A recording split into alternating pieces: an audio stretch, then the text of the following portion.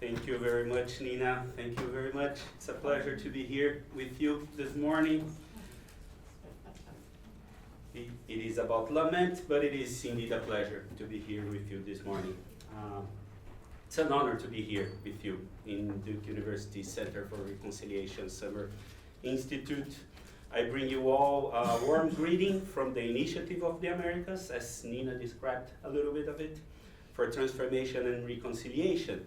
The initiative, as we effectively call it, and you will hear me mentioning many times this talk, is a confraternity of organizations spread throughout the Americas, North, Central, and South America, that deal with issues of, transformation and reconciliation. We are organizations, communities, and individuals seeking profound change in our continent that will allow justice, peace, and reconciliation to flourish. So in the name of the Initiative of the Americas, I salute you and I bring you some greetings. The initiative was actually born out of a call for proposals here from the Center for Reconciliation in 2020. And we have seen a steady process of growth and consolidation throughout the years.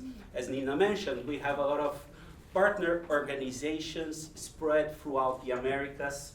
And I am president of one of them, SETI Continental, the Community for Interdisciplinary Theological Studies.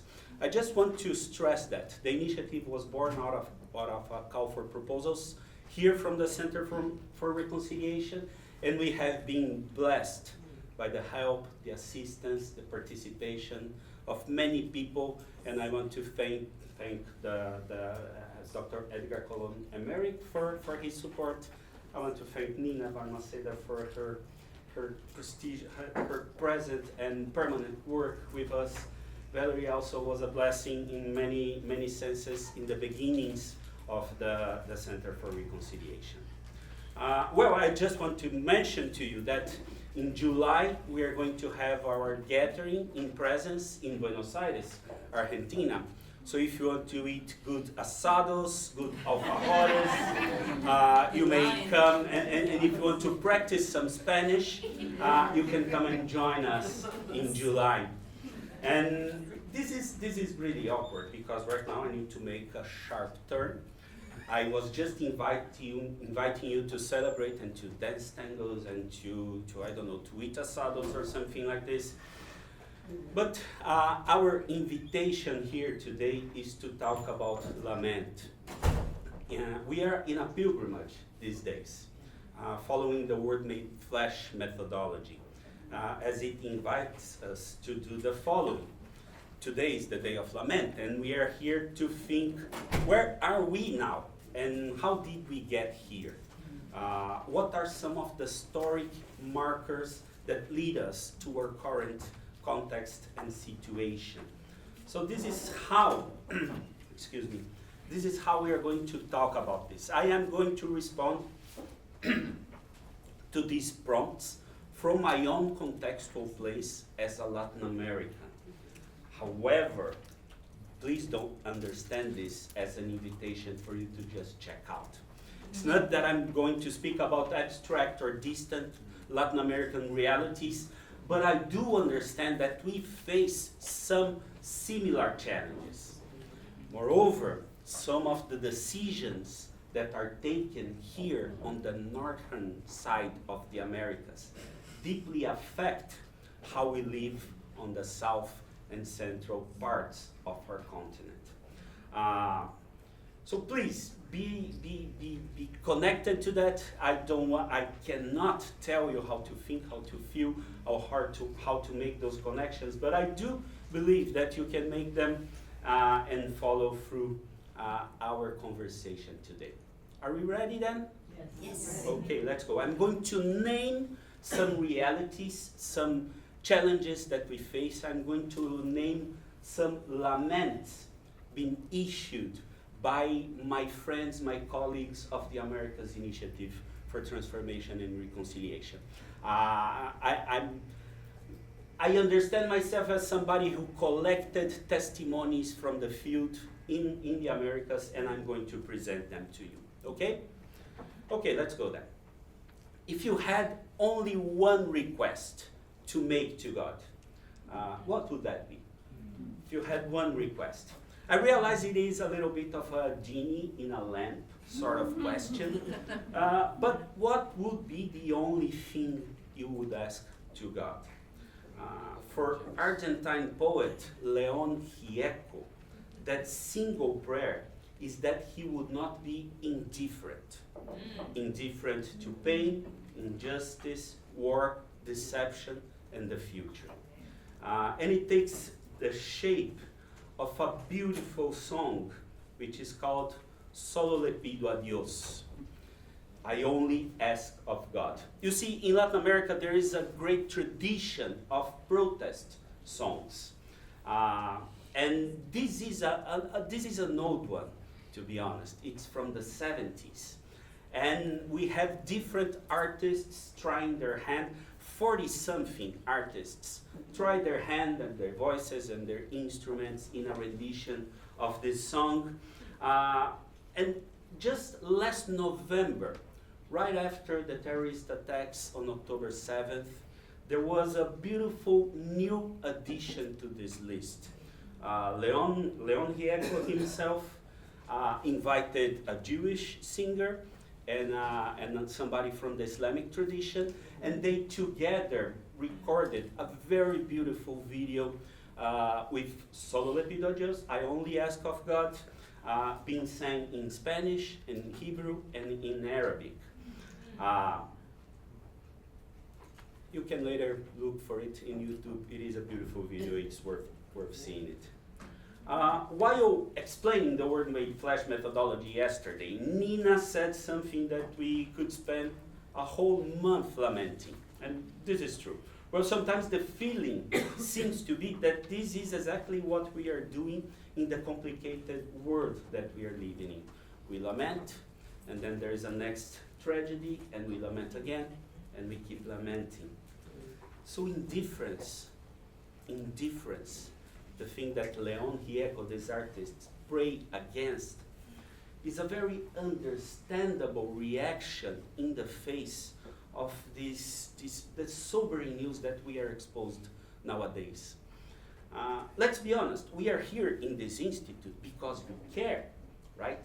And because we care, we do keep our eyes open to news that of stuff that is happening around the world.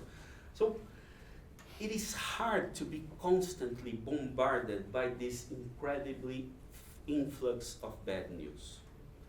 The full-blown invasion of Ukraine, the attacks on October 7th that I just mentioned, followed by the genocide happening in Palestine, the pandemic we are just recovering from, all the climate catastrophes that we see on a regular basis in our news.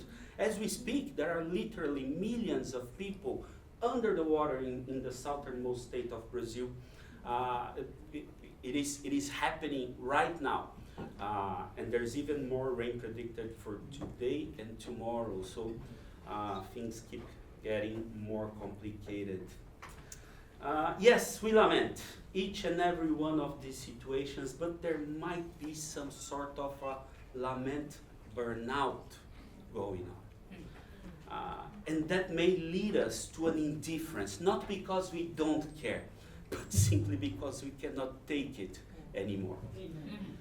This is why this prayer, I only ask of God that I'm not indifferent to pain, to injustice, to war and deception, is something that is very, very actual, very real, very important for us today. My impulse in mentioning this song is that this is a song of lament, coming not from ecclesial context. The singer is not necessarily a Christian, but it comes from the streets. I do believe it is equally inspired by the Ruah, by the Spirit of God, and it encompasses the theological idea that lament is not a passive position that we take in face of suffering and tragedy, but it points towards a sort of a militant suffering that late Brazilian theologian Rubem Alves spoke of in his book, A Theology of Human Hope. And it resonates with some of the things that we heard Dr. Wilson mentioning a couple minutes ago. Suffering is the mother of hope, says Ruben Alves. The community of faith, consequently, came to see that in order to participate in the politics of a new tomorrow, it is necessary to participate in the sufferings of today. Co-participate in the sufferings of today. So I invite you to join me in this exercise. We use this song, Solo le pido a Dios, as a structure to our reflection, while I bring up to mind 5 laments from Latin America with different connections, as I see it, with the reality of North America and other regions of the world. The first lament is, we lament our loss of empathy and compassion. The song says, Solo le pido a Dios que el dolor no me sea indiferente. I only ask of God that I'm not indifferent to pain. You see, this picture that we see right here it doesn't necessarily evoke indifference, but it evokes hate. And the point itself about the lack of compassion and empathy may seem redundant, since I have already expressed something about this lament burnout that we are experiencing. However, I would submit to you that this is something else and there is a connection. The polarization process that we experience in the social and political arena is leading us as societies to a loss of the capacity to empathize and to exercise compassion, especially towards minority or oppressed groups. Again, I know that there is an us here that really cares. That's why you're here. But when I say we, I am talking about our societies in general, in a more general manner. I do believe this is something that you do experience here in the US, right? This political radicalism. We were talking in one of the breakout sessions yesterday about Christian nationalism, and if I change some of the words, you can just be describing what's going on in Brazil and in other places in Latin America also. Polarization is not it's not an accident, I believe. It's not just something that is happening, but it is a process. It is a means. It is a tool to deviate, to further some of these injustices. And when this sort of political radicalism is paired, combined with ethnical discussions and even with discrimination based on race, gender, and class, it can have deadly effects. Whenever we see individuals or groups as a sort of a us versus them mentality, the end result is a dehumanization or a dismissal of the suffering of this other. This lack of empathy can have devastating consequences, justifying potential genocides, inflaming existing conflicts, and perpetuating cycles of violence, either symbolic or physical, actual violence. In Latin America in general, there has been an unprecedented wave of internal migrations caused by violence, by poverty, by natural disasters, of course, but in every major Latin American city, you will find throngs of displaced people from neighboring countries. The UN estimates that 7.7 million people have fled recently in Venezuela, just one country. 6.5 of those 7-something million, they are trying to find a new home in other Latin American countries. I know that here in the US, you know the reality of migration for decades. You have known this. You face this. We know about the multiple layers and challenges that come with that reality. We know about the xenophobic discourses. We know about the resistance against acknowledging basic rights to those migrants, rights that are guaranteed by treaties that our countries have signed. However, the intensity of those internal migrations are something new for us in Latin America, and it was so comfortable to us to just point our fingers towards the north and say, oh, they're racist. Oh, they have so much prejudice against migrants. And we are facing the harsh reality that there in Latin America, we can be very racist, very xenophobic, very prejudicial against brothers and sisters that just look like us. Speak maybe a little bit of a different language. In Brazil, we speak Portuguese. In most of the Latin American countries, they speak Spanish. And we have found how our politicians are also able to manipulate those nationalistic feelings and have us Brazilians geared towards the Venezuelans or towards the Bolivians and just be so violent against them.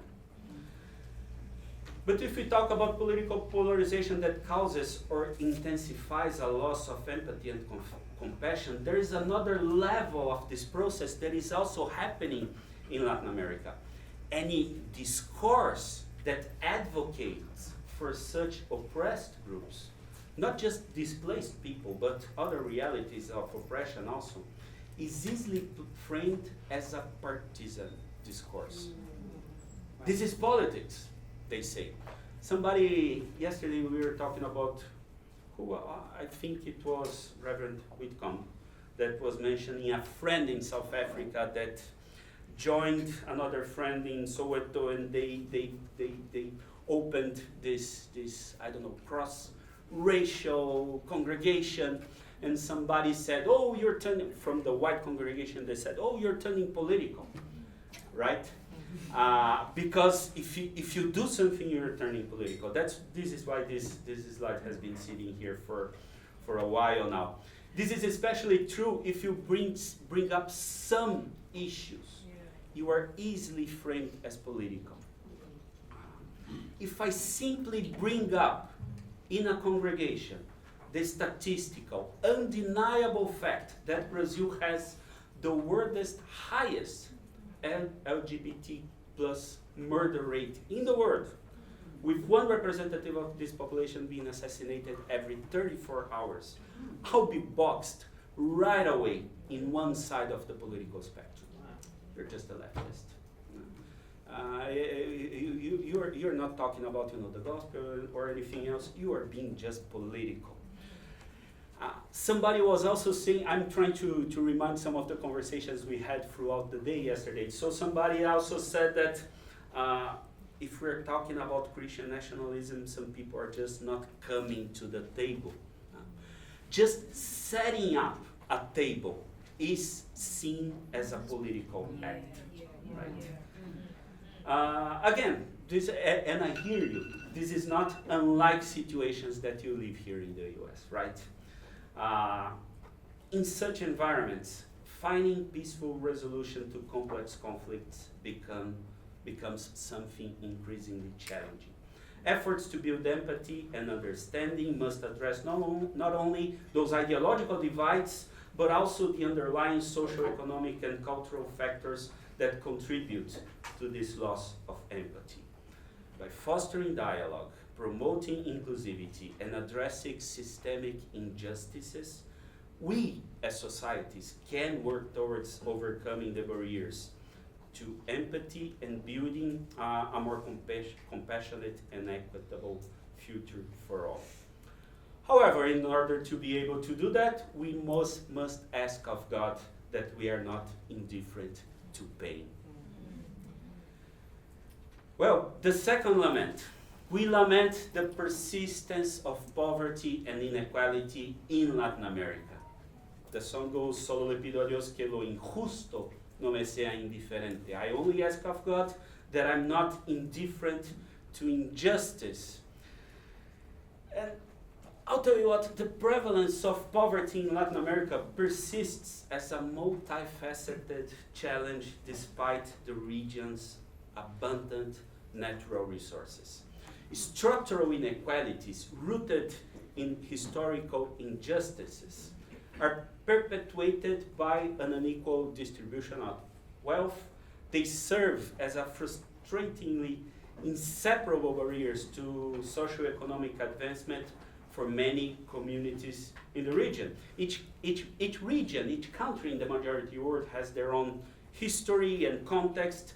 And in Latin America, we see how our societies were basically built from scratch in such a rigid, oppressive, cyclical structure of injustice and inequality. We will speak in the next point about the colonial and neo-colonial forces that are still so prevalent, but it seems to us, working in the field, that poverty is not just an accident, an effect, but it's the actual plan. It is the actual means. Contradiction and paradox seems to be present all over the place. In one way or another, and I'll not explore this slide, but anyway, in one way or another, almost all of the organizations that are connected and associated with the Initiative of the Americas work directly on the ground with overcoming poverty. And we hear their reports in different seasons, in different moments. For instance, in El Salvador, this beautiful country has a history of resilience, but also a history of violence. Decades and decades of violence promoted by gangs and organized groups. A new president took seat in 2019 and resorted to controversial measures to reduce violence. In a sense, it did work. According to official numbers, in 2021, there were 18 violent deaths for every 100,000 people in El Salvador, one of the highest rates in the world. In 2023, this number was supposedly reduced to 2.4, from 18 to 2.4. The economy is growing steadily. New developments are going on. However, there are sobering reports of violations of human rights. More than 26,000 innocent Salvadorians were unlawfully detained in this period, with some 240 assassinated in prison. And although it is done in the name of fighting gang violence, it is documented that 95% of those deaths, of those people that died, were absolutely not connected to gangs or terrorist groups, as they say.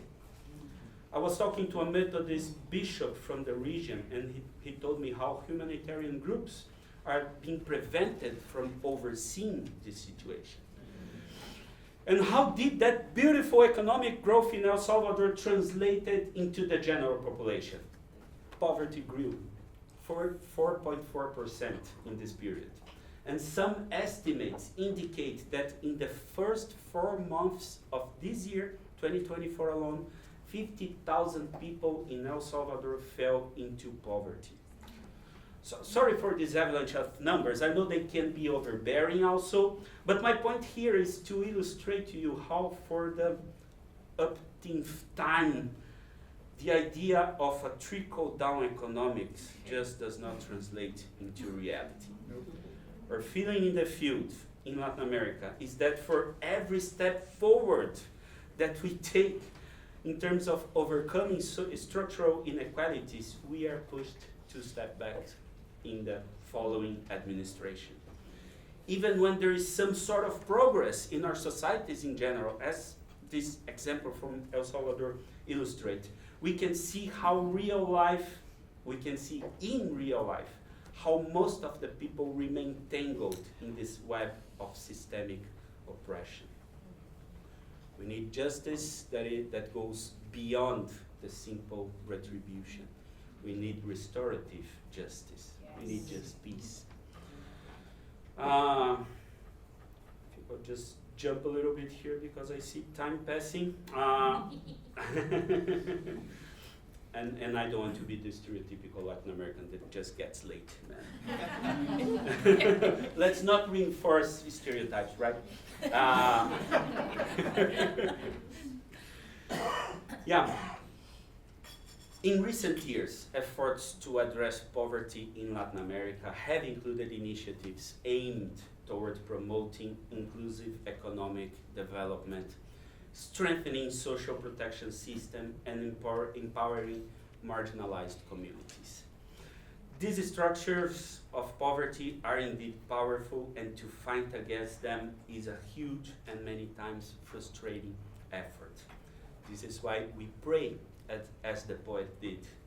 I only ask of God that I'm not indifferent to injustice. Okay. We also lament the renewed forms in which colonialism remains affecting Latin America.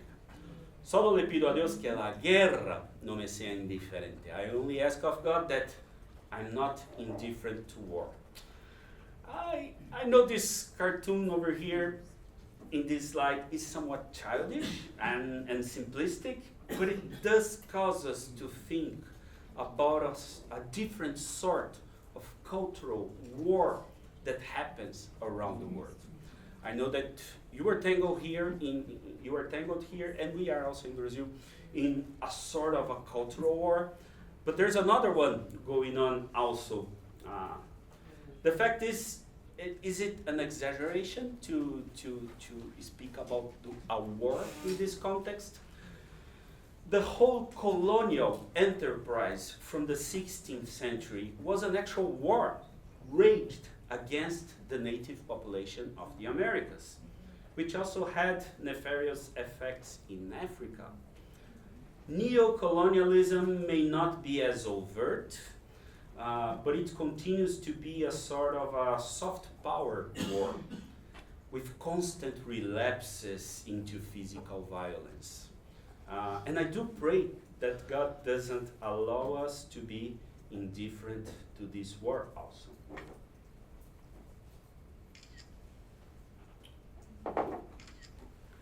Our nations in Latin America, take a moment before. Our nations in Latin America are as young as the US. In fact, we may be a little bit older as colonies since the invasion of Central and South American lands by the Portuguese and the Spanish started even earlier than the pilgrims traveling through the Atlantic.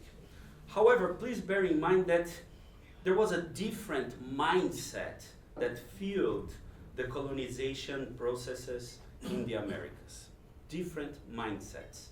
We could spend a couple hours or a couple days talking about that here, but I'll just leave it at that. The Portuguese and Spanish were not coming to this side of the Atlantic for settling down, for establishing themselves, their families in this country, but they were here for extracting as hard and as fast as possible. Of course, such conflicts are multi-layered, but the fact is that indigenous communities in Latin America still find themselves in conflict with governments and corporations over land rights.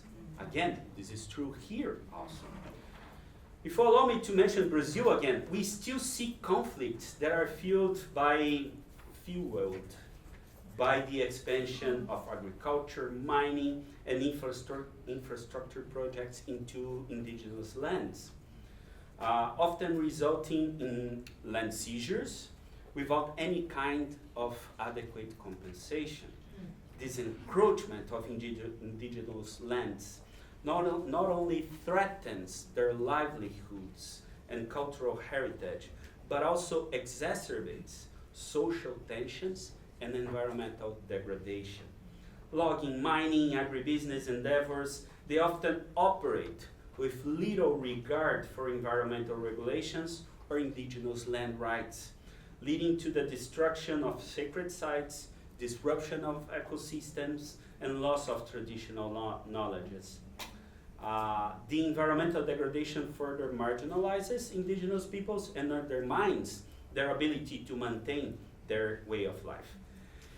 In the Initiative of the Americas, we also have members, we have colleagues working in the front of this violent and dangerous war. There is currently in the Peruvian Amazon region a lot of conflicts with oil companies that have been invading indigenous lands. You know, we are used to think about extraction of oil in distant platforms in the ocean or in the deserts in the Middle East or something like that.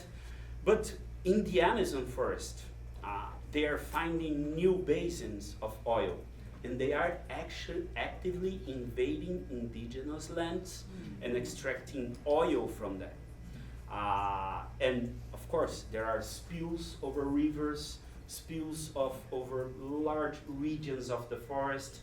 And we have people in, especially from Peace and Hope International, working with indigenous people, organizing them, helping them understand their rights over the land. But this is an uphill battle. The economic power, the interest that governments have in allowing those kinds of explorations makes it an uphill battle. In summary, the colonial wars against Latin American populations have never stopped. And the renewed forms of colonialism in Latin America are just repeating the exploitation of natural resources, the erosion of indigenous cultures, and the marginalization of indigenous communities. Addressing these challenges requires concerted efforts to uphold their rights, to promote sustainable development and challenge structural inequalities. And also require that we are not indifferent to war. That's what we also pray to God. Going on to the fourth lament. We lament the semantic hijacking of the language of human rights. Solo le pido a Dios que el engaño no me sea indiferente. I only ask of God that I'm not indifferent to deception. And you know, it's always a temptation in an university setting like this, to use fancy wording of stuff and semantic hijacking and everything else. But bear with me. When I turn on the news in whatever Latin American country that I am in, it is very much visible how the language of human rights, of human dignity, is semantically hijacked by radicals and reactionaries to actually fight against human rights and human dignity. Semantic hijacking is a strategy that consists of appropriating and manipulating certain words or concepts in order to promote a specific political or ideological agenda.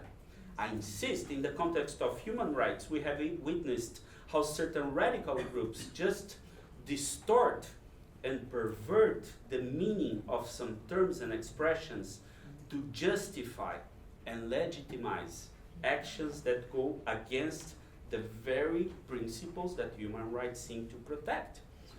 Of course, this is not necessarily something new, as we always had some sort of shape of police trumping peaceful protests with a vague excuse of preventing social disorder, or people promoting economic freedom, and in order to do that, they just waive some rights of workers or something like this. This is not necessarily new, but I do see an increase in this kind of action. I don't know if you see the same here in the US, but I do see it in Latin America. One of the clearest examples of this semantic hijacking is when radical groups try to justify violence, discrimination, or exclusion in the name of certain specific themes that before were only mentioned by actual human rights advocates. For instance, freedom of speech. We fought for freedom of speech, right? Many people dropped their bloods and they engaged in demonstration, in action, in order to guarantee freedom of speech. But right now, In Chile, for example, in the name of freedom of speech, there are state representatives battling against punishments for racist, xenophobic, or hate speeches. They're trying to turn down those laws that protected minority from hate speech in the name of freedom of speech. The current president of Argentina has plans to somewhat defund public education because he understands in his country this system goes against a freedom of thought.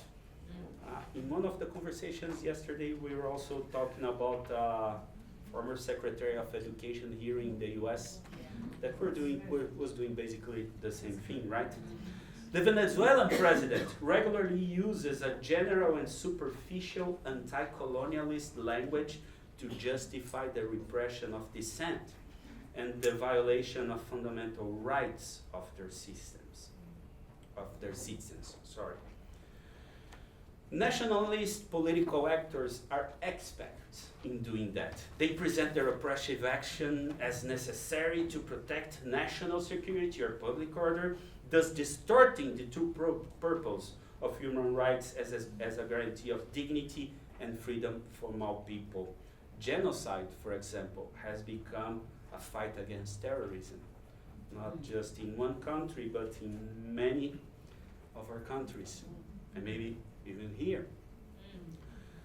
The fact is, this semantic hijacking not only undermines the credibility and effectiveness of human rights as an instrument for protection and promotion of human dignity, but it can also have devastating consequences for the victims of such violations.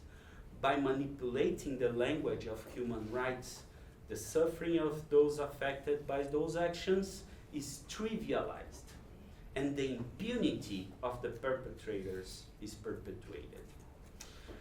To counter this semantic hijacking, it is essential to promote a clear and precise understanding of what human rights actually is, especially from our Christian perspective, from our ecclesial communities. And more than anything, we resist any indifference against deception. We ask God that we are not indifferent to deception.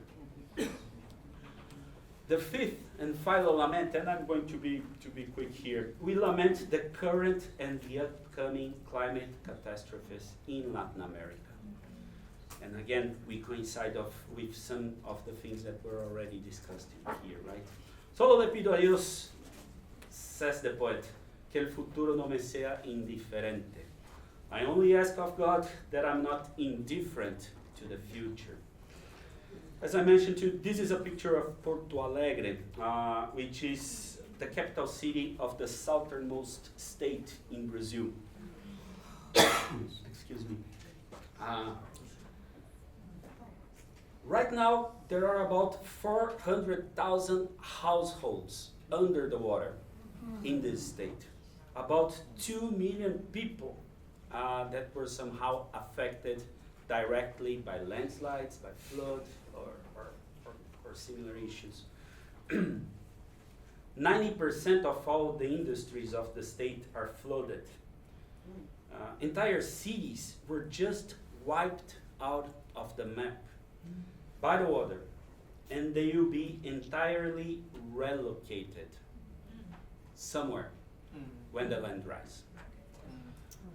In some places there were 700 millimeters of rain, which is, I don't know, about more than 2 feet of rain in the space of just a couple days. Dr. Jerusha New mentioned yesterday something similar happening to Fijians, and she so rightfully said that it's not just about moving people to another space. It's uprooting their traditions, their family. There was such a touching image going on in the news. Somebody, when the power came back, one of the first things that a family was doing was drawing photographs of their family to keep memory alive.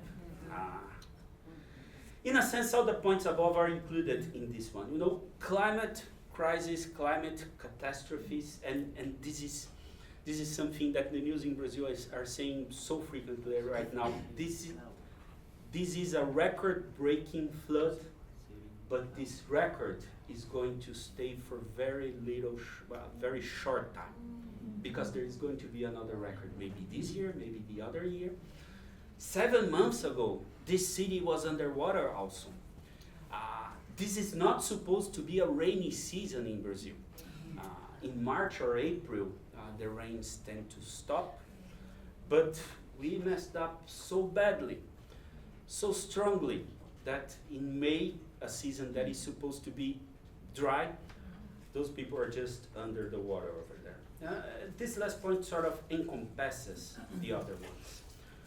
Poor communities are disproportionately affected by climate change. We heard that. Waves of neo-colonial efforts just increase the speed of such changes. We have our former environment minister on record during the pandemic saying literally this: let's use this opportunity. The press is focusing on the pandemic, so let's just flexibilize. Let's flexibilize some of the laws, some of the climate regulations. Let's use this opportunity. And they did use this opportunity to make those laws more flexible and to make licenses even easier to get. Climate catastrophes in Latin America, including hurricanes, floods, droughts, and wildfires, disproportionately affect poor and marginalized communities, exacerbating socioeconomic inequalities and vulnerabilities. In this flow of constant bad news, we cannot afford to be indifferent to the future. We can see that in short term, and we all know that. We all know that we crossed a line, and there are some irreversible changes, that are coming up. But we can and must do things to mitigate the effects of those changes over people. We lament all those things. And it is important to understand, coming to a conclusion here, that lament is at the same time confession of misery and protest for justice. This is a quote from a Brazilian biblicist, Luis Carlos Sussin. In fact, we lament, we allow ourselves the time and space to lament and to cry with the people that are crying.